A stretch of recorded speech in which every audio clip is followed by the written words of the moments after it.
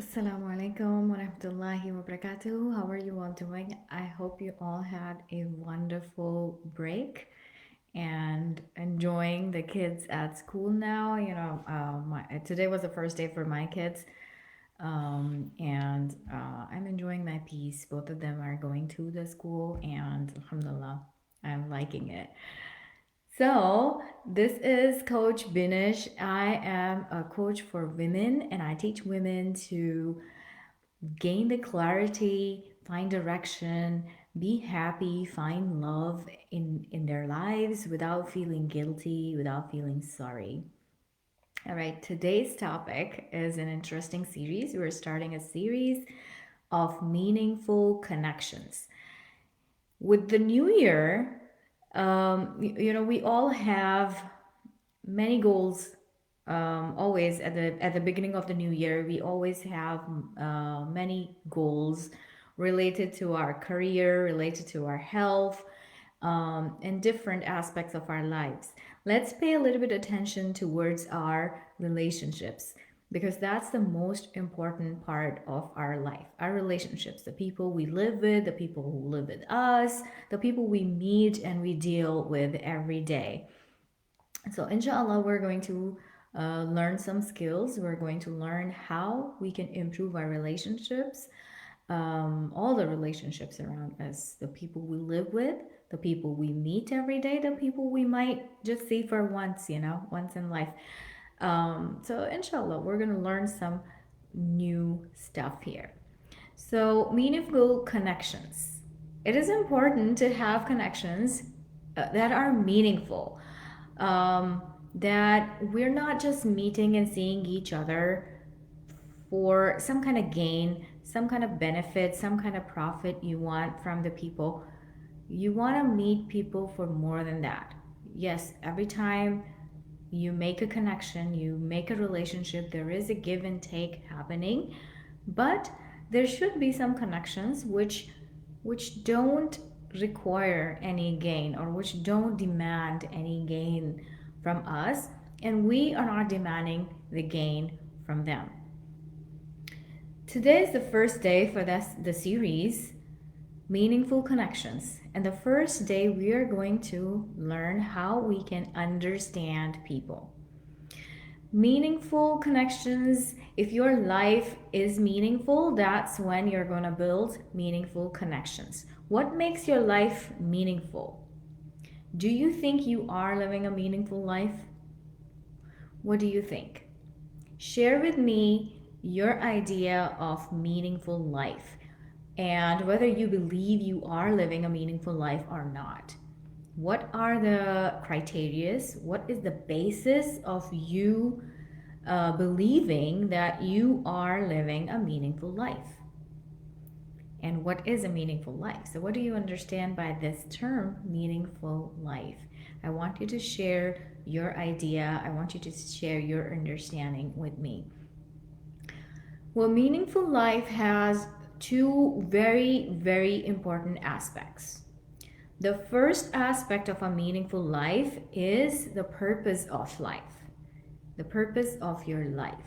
And the second important aspect of a meaningful life is relationships. A life is composed of these two things, these two aspects, which are very important aspects of a meaningful life: our purpose of life and our relationships.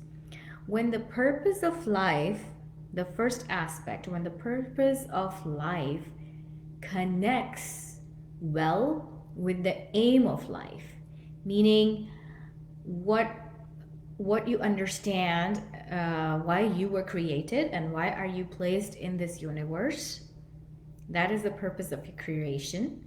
And the things you are doing to achieve that purpose, or the things you are doing in your life as a goal of life, as an aim of your life, When those two things connect, that is, as a result, it creates a meaningful life. Okay? The second aspect is our relationships.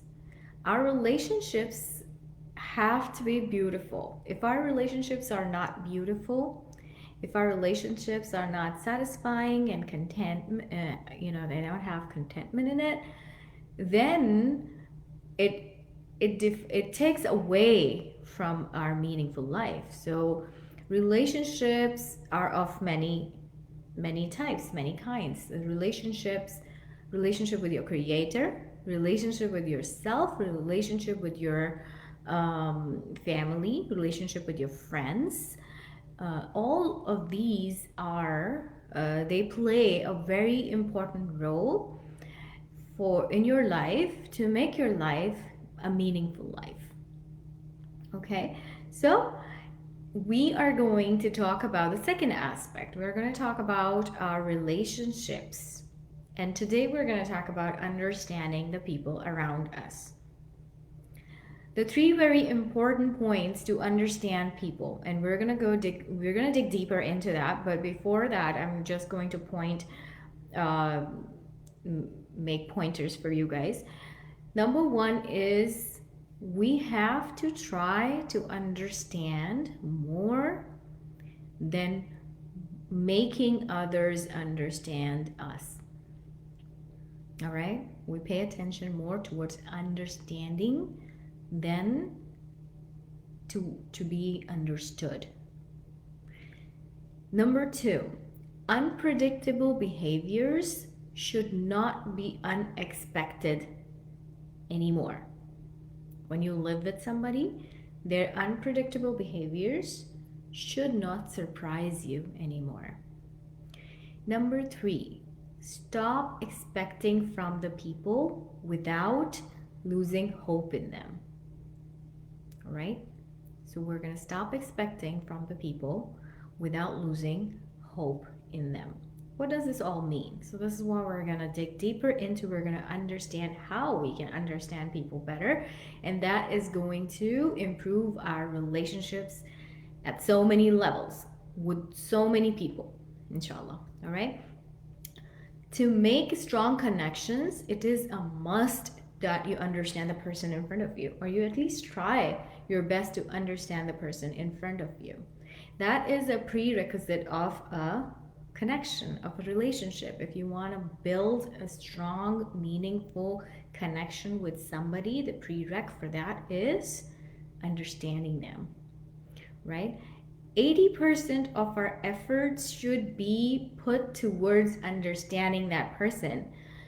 And then 20% is when you try the other person to understand you too. You want to be understood.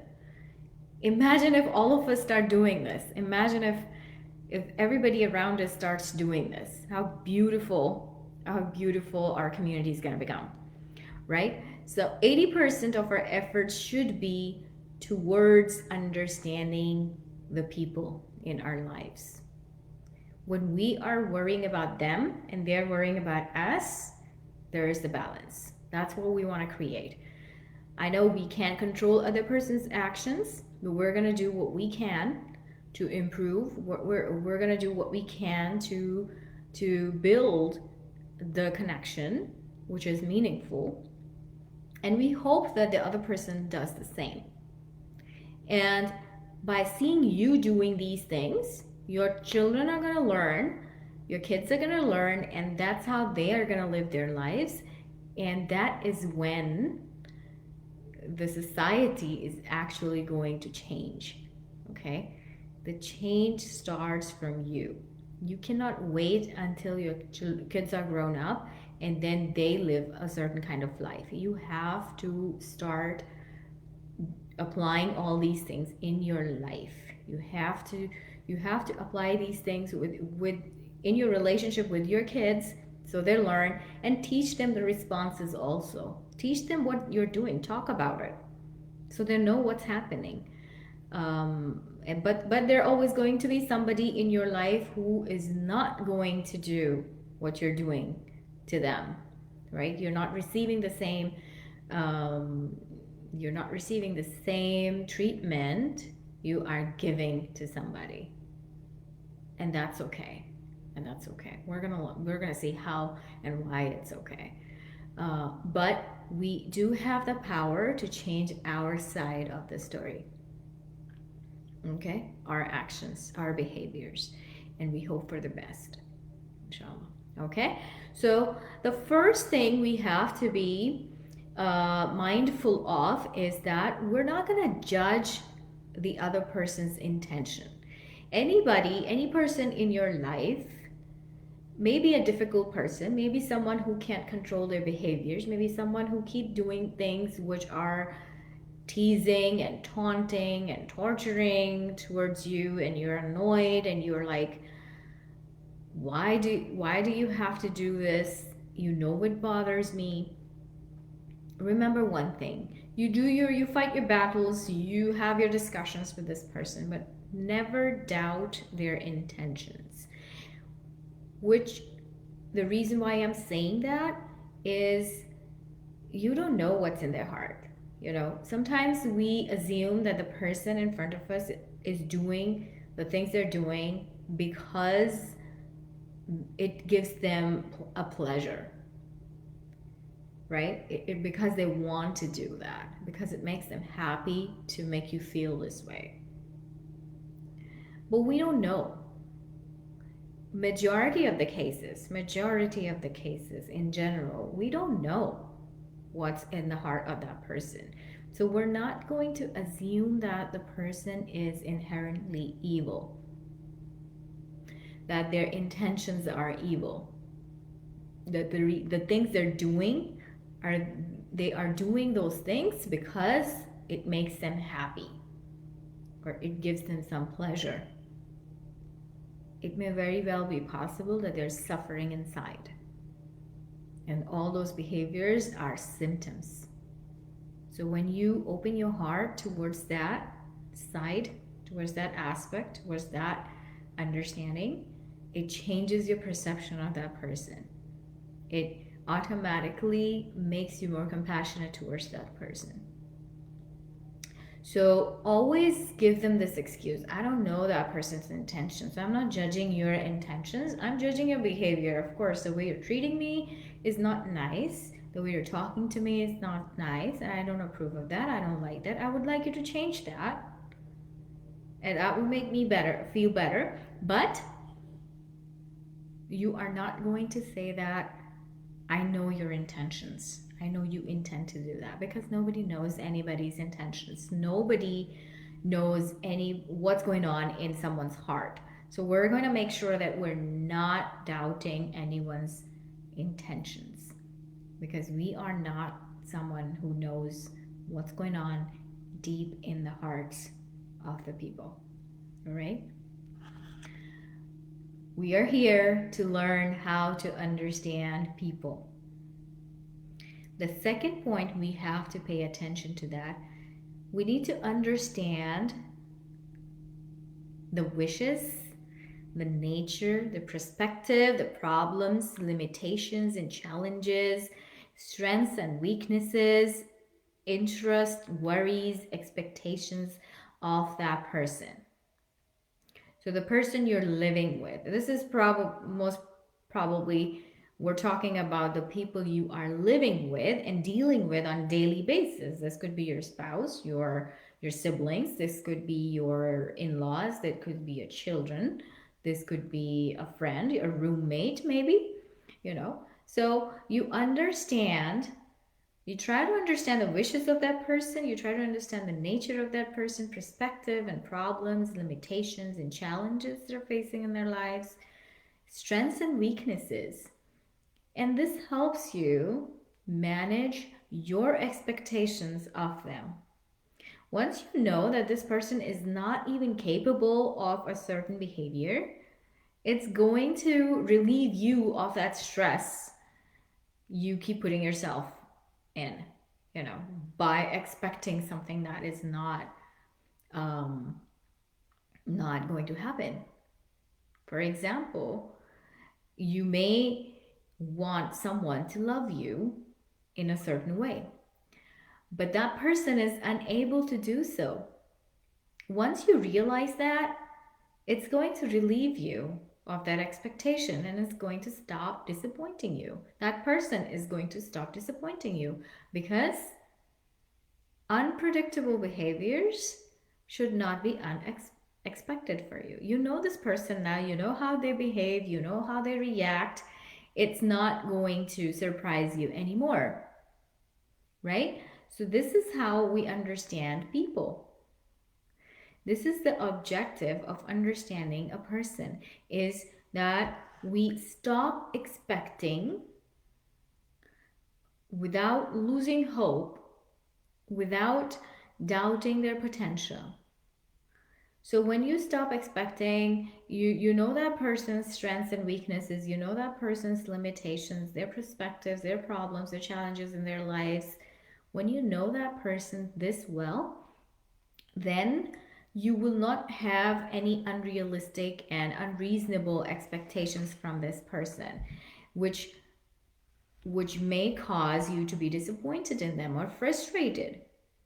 So this is not going to surprise you anymore. It's such a relief in life.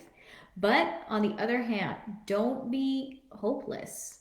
Don't give up hope on that person. Don't ever doubt their potential, that they can do good.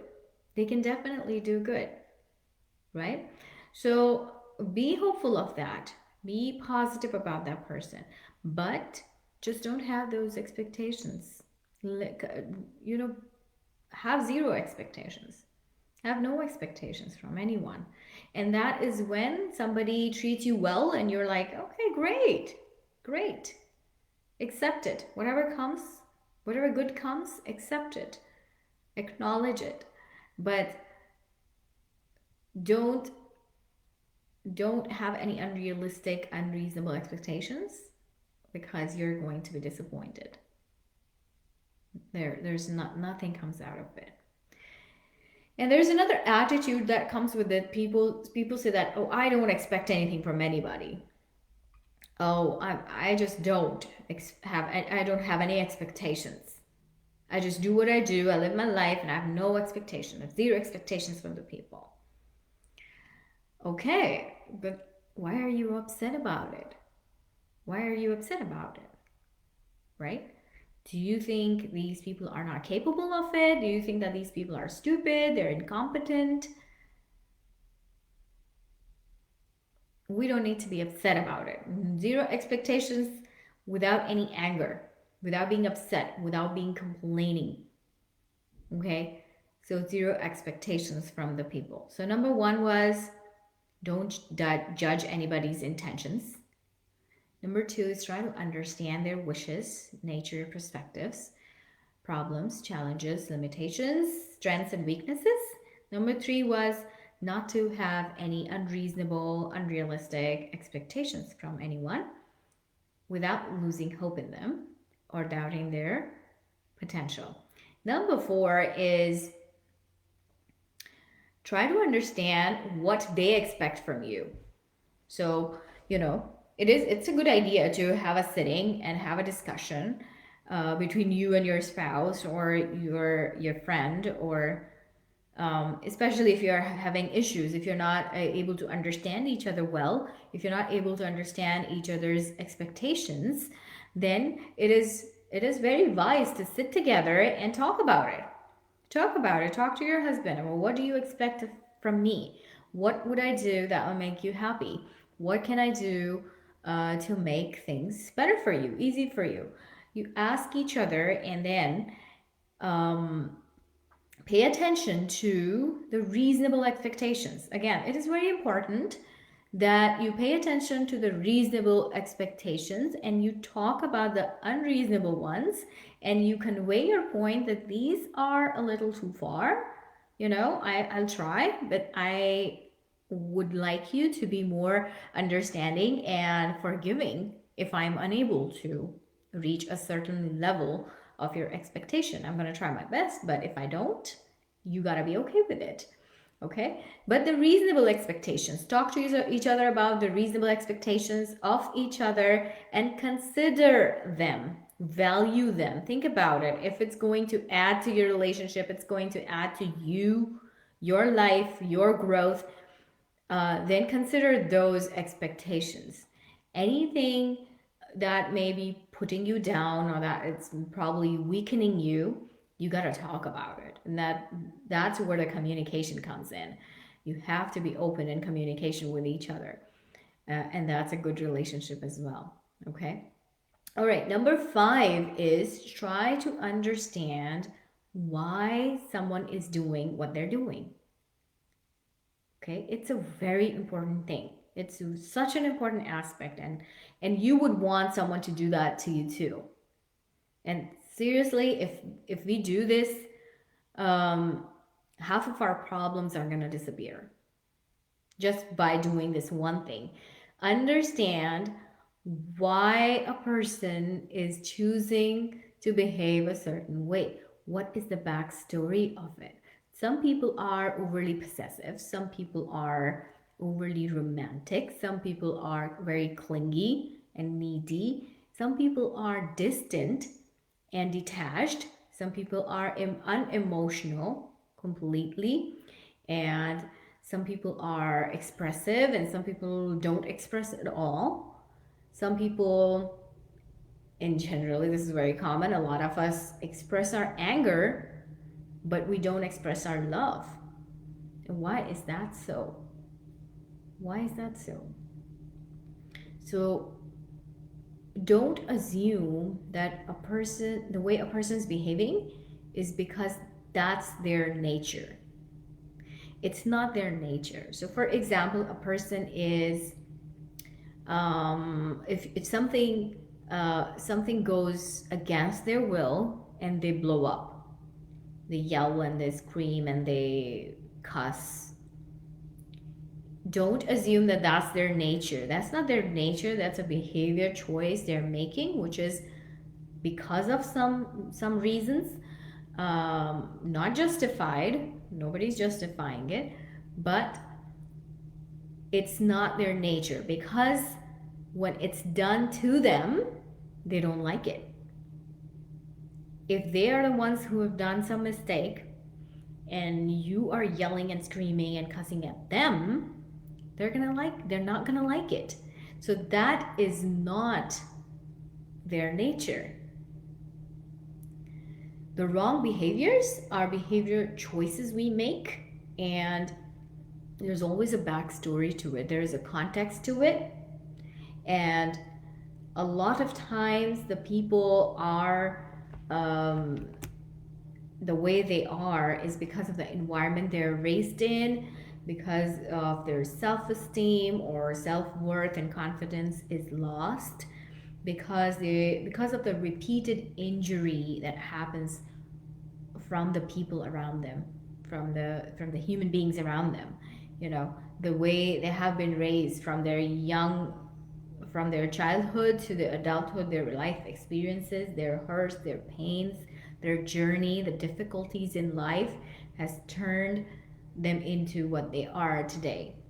And they're not aware of it. A lot of us are not aware of it. They're not on the journey of self discovery and self awareness, self actualization. Until they are on that journey, they will continue to make those behavioral choices. They are going to continue to behave in the wrong ways, which hurts them and which hurts other people too. So if we understand that, if we give them this excuse and we kind of look into the backstory, what happened in their life, why are they behaving the way they are behaving, that is going to help you understand that person, and that's going to help you choose the right way of dealing with that person as well, the right treatment you need to treat that person with. We know that people who are hurt, who are sad, who are depressed, who may be hurting themselves, would never want anyone else to do that. If you come to this person and tell them that your best friend is hurting themselves physically, they're not going to say, yay, awesome, I'm doing it, so they're doing it too, good. They're always going to be like, no, they should stop, they should not do it. That tells us that the behavioral choices people make are because of a context in their life. They're not doing it because they're enjoying it. I'm talking about the bad behaviors. They're not doing it because they love it, they enjoy it, it gives them peace, it gives them satisfaction. It does not. They are in pain, they are hurting.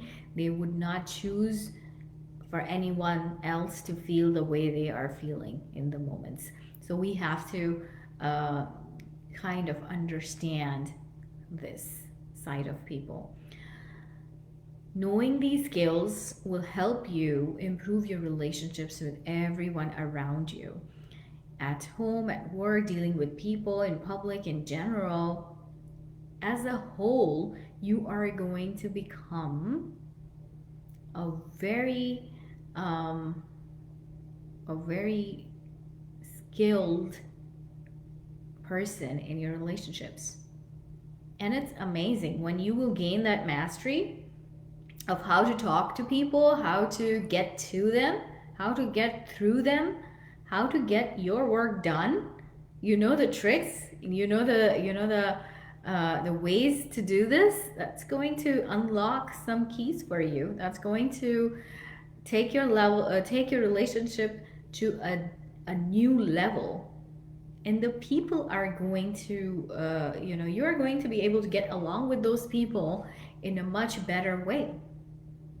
And you have to try these things, and don't stop. Don't even don't just stop after one or two times trying these skills. Give it some time. Give it some time, and you will love the results. You will love the results of these skills. When your connection, and the way when I was talking to you about how it is it is okay not to expect from people, and you're going to be fine with it.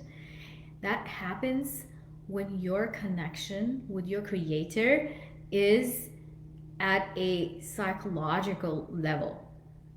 Then it's not going to matter how people are behaving around you.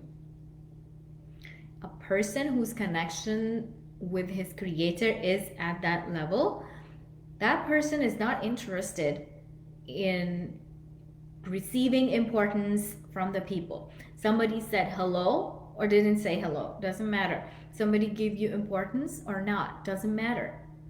Did anyone open the door for you or not, does not matter. And you're gonna be fine in all of these situations. You were sick, nobody called you up, nobody asked you, nobody was like, hey, do you need any help? Or how are you doing? Even that much, it doesn't matter. It doesn't matter. When your heart is in the right place, it doesn't matter how people around us are behaving. So that's what we're going to work on. It doesn't happen all of a sudden, like I always say. It needs practice, it needs constant work, self work, on your heart, on yourself, on your soul. There is no other way. There are no shortcuts for your hearts to be okay with all that's going on around you. Okay? So let's work on our relationships this new year. And we need to understand the reason why our relationships are failing is because we have made everything else more important than our relationships. Everything else, our work is more important, our career is more important, our phone, us staying busy on the phone online is more important. our house chores, cleaning, our cooking, our life being perfect, a parent as in a parent, is more important than our relationships with the people around us. So many times what our kids see us doing, either as mothers, we are busy in the kitchen, or we're busy cleaning, or we're busy on the phone, or we're busy driving around, shopping, grocery, this and that. Everything is important. I'm not saying you stop doing all of that and you can't doing all of that. You can't do all of that. I'm not saying any of that. All of these are important parts of our life. We do need to eat. We do need to clean, right? But and we need a break too. But that's all what our kids are watching us do. Why are they not seeing us sitting together just chatting? Why are we not close to our spouses the way we are close to somebody else, our friends?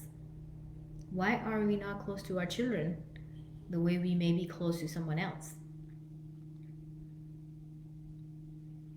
Why don't our kids see us sit together as a family and have fun discussions about uh, fun but serious discussions about the purpose of life, the reason why we created? Why is there no platform where the kids can just come to and ask questions about whatever they want to ask questions about? Why don't we have those sittings and gatherings? Why do we want to reach out to our friends more than to our siblings?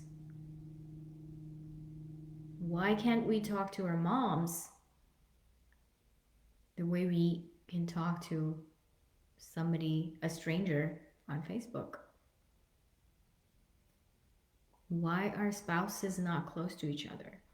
Why is all this happening? We're doing something wrong here, so we need to figure it out. We need to figure it out what's going on. What are those things we're doing which are pushing us away? Why at home we're always on our phones? Or we need to have a screen in front of us to stay busy. And that's exactly what our kids doing. That's why they're doing that, because we're doing it. Why do they need a screen in front of them to eat? It's because we do it. We take our plate and we sit in front of the TV and we have to watch our TV while we're eating. And we offer our kids some screen time while they're eating. Why can't we just have a conversation when we're feeding our kids? Why is it so hard to spend time together? Why are we becoming unbearable for each other? These are all very, very important questions we need to ask ourselves. We are so busy and so occupied that we don't give our time to the people who are most important in our lives. They have the most right upon us, and they are the most important people in our lives, our families. Well, we don't give them the time, we don't give their due right. Also, your kids need to see you take a break from everything. No screen time. They need to see you self-reflect. They need to see you meeting people with no gain, with no purpose, no reason. Just sitting together and talking. That there was no personal interest or gain in it. We need to have those kind of friendships too. Because of all this, the quality of our relationships is affecting. It's affecting great deal. At this time right now, a human being is not important. This is what's happening right now. Our work is more important. Our studies is more important. I'm not saying it's not important. I'm just saying that it's way more important than the human beings in our lives. Our career, our house, the way our house looks like, the way, what I cook, what I clean, where I go, how I dress. These are all good things. The bad things actually should not even be a part of our lives. But the good things, how much? What's the priority? What's the level? And above all, we know that the humans in our lives are the most important people. Should be our priority. Should be our priority. How many times do we put our phones away and give our full attention to our child? How many times do we push them away while I'm cooking? Hey, please, I cannot listen to you right now. I'm cooking. I cannot listen to you right now. I am cleaning. I cannot listen to you right now. I'm busy doing something else. How many times we push our kids away or any other family member away, and how many times we put that work we're doing on the side and give full attention to the person in our lives.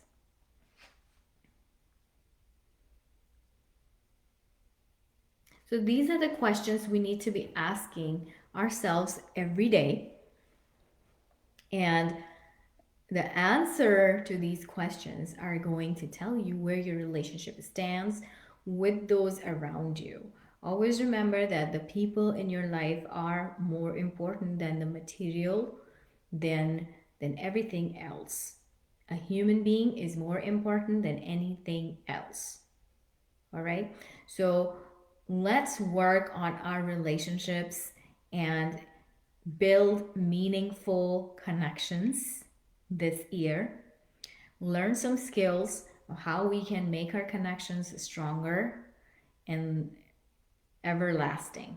How we can improve our relationship with our spouses, with our children, with our parents, with our in-laws, with our friends, with our colleagues, all of that. All of that. And how we can leave a lasting impression on a person we just meet down the street or at the store, So we become that positive source of positive source of happiness and joy in other people's life. All right. So today was the first day of the series, in which we learned how we are going to understand the people, how we can try to understand the people in our life, and how that's going to help us improve our relationships. All right. If you have any questions, go ahead and ask me those questions, and I will try to answer to the best of my ability. If you need me to walk you through your life and help you, reach out to me through private message or a text message. You know where to find me. I'm right here at any time for you all. I wish you all the best, and I wish you very happy and meaningful relationships, connections, love in your life and in your relationships, and a lot of barakah in your relationship from Allah subhanahu wa ta'ala. So for that, we kind of have to first work on our relationship with our Creator.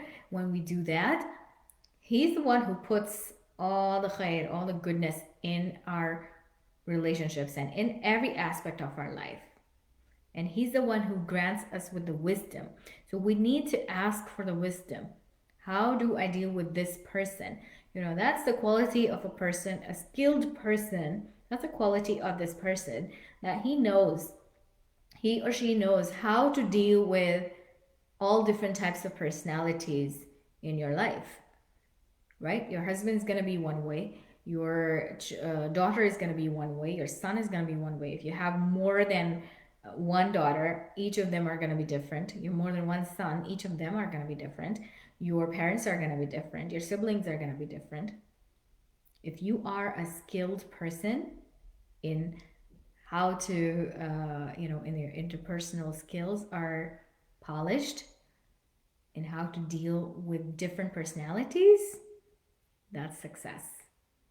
That's a great success. All right. And that's the second most important aspect of having a meaningful life. So, inshallah, let's get on board with creating the meaningful relationships in our lives. All right, you guys, take care of yourselves. All the best in your life. Lots of love and barakah. And inshallah, I'll come next week with another addition to this topic, an addition to meaningful connection series. Today we learned understanding people. We'll see what we have for next week. I'm not ready yet for that to announce. Inshallah, I'll announce in a day or two, and I will see you guys then. Say hello, say salam. Let me know if you are watching live or replay. Comment below, #replay. Let me know you were here, and I will see you all next week. Take care. Assalamu alaikum.